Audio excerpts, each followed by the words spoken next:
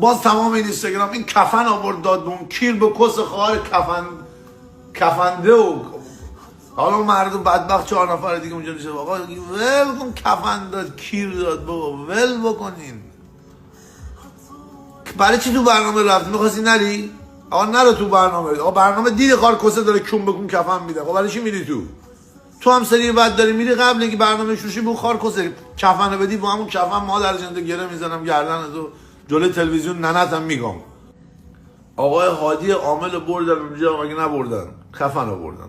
نفر بعدی دیگه چرا رفتی؟ نفر بعدی تو که همون صندوق بود همون کسکه شروع برود بود همون اتاق بود برای چی رفتی؟ بعدن هم یه جوری دارن منه که تو آمریکا هم خارکسه میدونم تو اون صندوق کفن و اعلامی هست.